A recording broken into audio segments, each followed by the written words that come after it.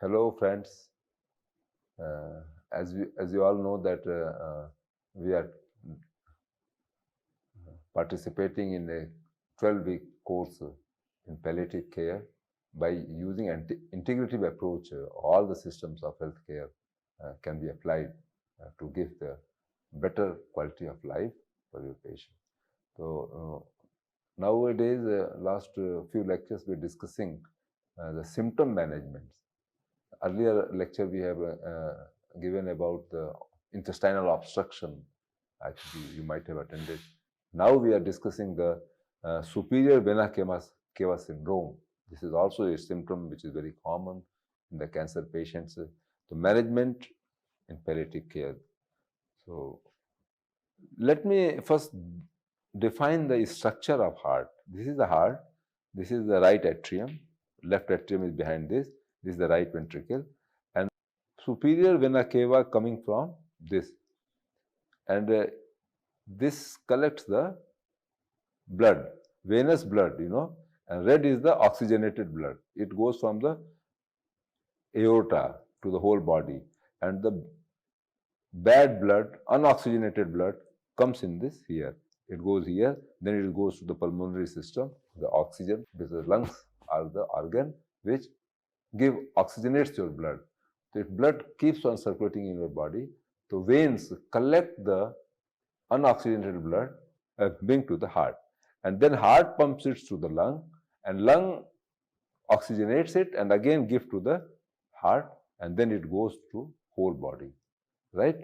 So superior vena cava is the vein which collects the unoxygenated blood from the body and brings to the heart. Right? This is the anatomical picture. Now, superior vena cava syndrome, I am abbreviating SVC syndrome, occurs due to obstruction or compression in the superior vena cava. This is the superior vena cava, right? If it is constricted, if it is obstructed, the blood will not go into the heart. Unoxygenated blood will not go into the heart for its oxygenation. That's a great problem. So how the body will survive? And it leads to the impaired venous return. Impaired venous return. Venous, I told you, the all body unoxygenated blood comes to this, to the heart. Return from the upper body to the heart. Common in malignancies, thrombosis, infection, and fibrosis. There are the 4 factors which can cause this obstruction. Okay, and improve patient comfort and quality of life. Our goal is to improve patient comfort. How to do it? You see, this is a picture I have shown you. If a tumor is there, lung tumor, it is pressing. This is the superior vena cava, right? It is pressing it. So the blood which should come to the heart is obstructed. So that is the important thing. Cause I told you, bronchogenic carcinoma, small cell lung cancer, squamous cell lung cancer, lymphoma. These are the causes. Clinical, facial and upper extremity edema, shortness of breath, headache, chest pain, facial plethora, distended neck and chest veins. These are the clinical symptoms you will find in such patients where there is a obstruction, superior vena cava. Right? So, causes of SVC, as I told you, malignancy related causes, lung cancer, lymphoma, and metastatic tumor. Thrombosis related causes like central venous catheter, pacemakers, and hypercoagulability. These are the factors. And infections like tuberculosis, syphilis, and medicinal fibrosis. These are the common causes. This slide also shows the pulmonary embolism, stroke, transient ischemic attack, cerebral edema, laryngeal edema. The total, they are the factors which induce superior vena cava syndrome. Okay? How a patient you will diagnose. You see this is the patient, he is putting his arms up, and then what he is doing during the test, the patient raises both arms above the head for 1 minute, only 1 minute. In this time, if this maneuver leads to facial flushing, redness, bluish skin, discoloration, or difficulty in breathing, it may indicate obstruction of the supravena cava. Why this is happening? Because the unoxygenated blood, that is vein, that venous blood is getting accumulated. It is not going away because you have put your arm high. So it is manifested on your face. The symptoms I have already told you: swelling in face, neck, upper limb, and distended neck veins. These veins will be prominent, distended. So these are the symptoms: the respiratory, shortness of breath, cough, and cyanosis. A neurological headache, dizziness, confusion due to cerebral edema. These are the symptoms of this syndrome. Diagnosis, as I told you, allopathy will go the contrast enhanced CT scan or MRI, Doppler ultrasound, venography, biopsy. These are the. In Ayurveda, we don't have these things. We go for Nadi Pariksha and Ashtavad Pariksha. There are 8 methods of treatment. There are 8 steps of diagnosis. The Vaidyas follow these things to diagnose the patient. And they diagnose in terms of Vata, Pitta, and Kapha. What Ayurveda says? Vata Kapha imbalance leads to obstruction of the blood flow. Vata and Kapha. Vata is responsible for moving either Kapha or Pitta. This is the vehicle. When it is linked to Kapha, there is a Kapha accumulating diseases. When it is related to Pitta, it is Pitta accumulating diseases. Vata is a movement. So Vata Kapha imbalance and the Rakta Dushti. There is a, they call it Rakta Dushti, means blood vitiation promoting clot formation. And the Granthi formation, this is the tumor. Tumor-induced vascular blockage. Or lifestyle factors, sedentary habits, stress, smoking, high-fat diet, these things are can cause SVC syndrome. So allopathic treatment, oxygen therapy, diuretics, and corticosteroids. And definitive therapy, malignancy, chemotherapy or radiotherapy, thrombosis, anticoagulant or thrombolytics, and severe cases, stent. Put the stent so that the blockage can be removed. Stent means there is a metallic thing which is put in the vein or artery, and then angioplasty, angiography, or if you know, the same thing, the stenting, stent placement, and surgical bypass. The Ayurvedic people, how they will manage? Kanchanar Gugul is a herbal product. Arjun Churn, Arjuna, terminally Arjuna tree, the bark of this called Arjun Churn, and Punarnava and Gokchuru. This is also a medicine. They are the diuretic. This is written here, diuretic.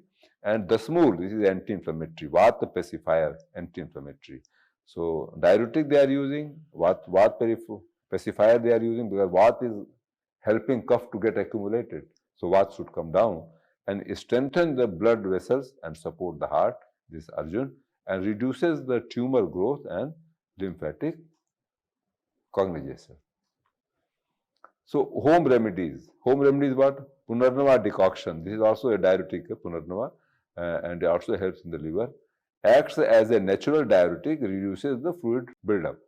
And garlic and honey paste supports blood thinning and circulation. Turmeric and black pepper, anti-inflammatory, prevents clotting. Arjuna Churn strengthens the blood vessel and improves the heart function. And Gokchuru, water, reduces the venous pressure and supports kidney function. Besides these medicines, when you refer your patient to Ayurvedic doctor, he will give different combinations of herbal medicines. Like Hirdamha Kasai is one product which is going on under research in BHU. And Hirdamha Kasai means the Maharshi Charak has given 50 Kasai. Kasai means decoction products. And each Kasai is having 10 plants. So 500 medicinal plants grouped into 50 type of Kasai product. So Hirdamha Kasai is for heart. इसी तरह से in the same way different diseases and different symptoms, a particular group of medicine have been prescribed in Charak Samhita, and they can also be helpful. But we are not recommending as a volunteer. we have to refer your patient to the Ayurvedic doctor. He will take care of it. Panchkarma therapy is also very effective. Rakta mokshan, leech therapy is important. And Virechan, purgative therapy, and medicated enema. These three things can be very effective in your patients because remove the stagnant blood and reduces the congestion, detoxifies blood and vascular obstruction, and balances the vata to improve circulation. I told you earlier that vata place is below your navel hole, and pitta is from navel hole to the diaphragm, and kapha is above the diaphragm. So these are the things. Dietary recommendations for this recommended garlic, turmeric, ginger, berries, leafy greens, seasonal fruits and vegetables, sprouts after steaming or shallow frying as per taste. Remember, these things help in your regulating the physiological process. If your physiology is under control, things can be automatically managed. And liquid nutritious diet as soup, juice, and water. Avoid processed food, excess salt. Salt is excess, on sugar in excess is not good, and deep fried items. So lifestyle, one is yoga and pranayam is very important. Bhramri, because it is the upper neck and head related problem. Anulom Vilom for circulation, yoga. Pranayam are different types. We have given two. Yoga teacher can give much more about it. Positional changes. Avoid prolonged sitting. Elevate head while sleeping. Use the pillow, okay? And stay hydrated. Reduce the blood viscosity. Because the blood circulation is compromised. If the blood is more viscous, circulation will be still low. So try to have more hydration. Role of integrative management. Combining allopathy treatment with Ayurvedic enhances patient's outcome. The prognosis will be better. Addressing root cause through detoxification and lifestyle change is recommended. Detoxification, if your body detoxifies, automatically the physiological process will improve. Optimizing quality of life with symptom relief and supporting therapies. So emergency consequences, I have told you, severe breathing difficulty, progressive swelling and cyanosis, confusion, dizziness, or vision change. Vision change also happens. So special conditions in palliative care, focus on comfort and symptom, management of cognitive function by Medhya Rasayana. Medhya Rasayana can be used as a food supplement.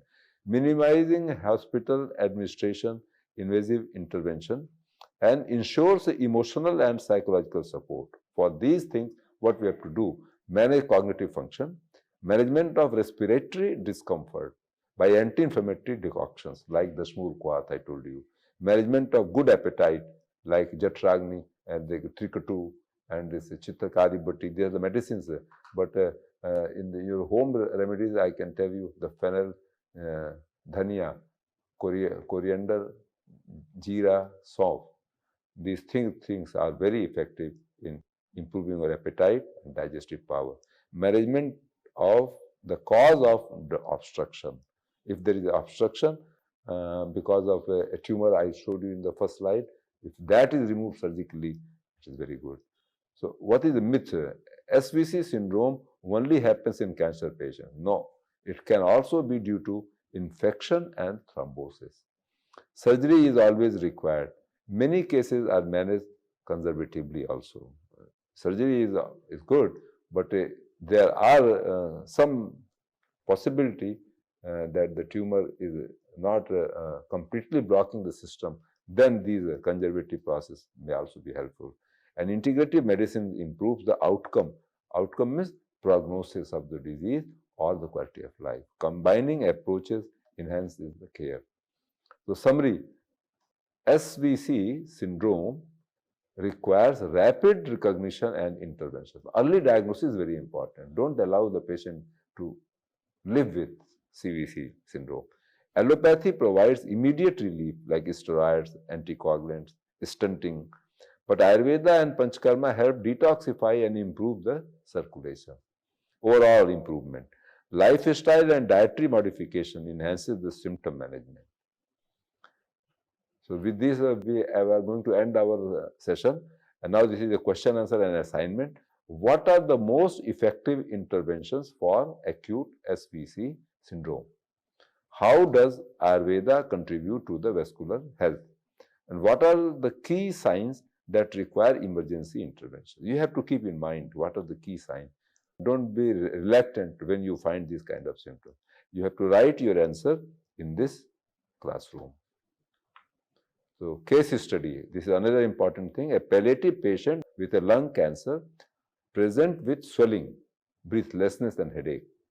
How would you integrate allopathy and Ayurveda approach? What lifestyle and dietary interventions could help this patient? You have to write your view. With these words, I end this talk. Thank you very much.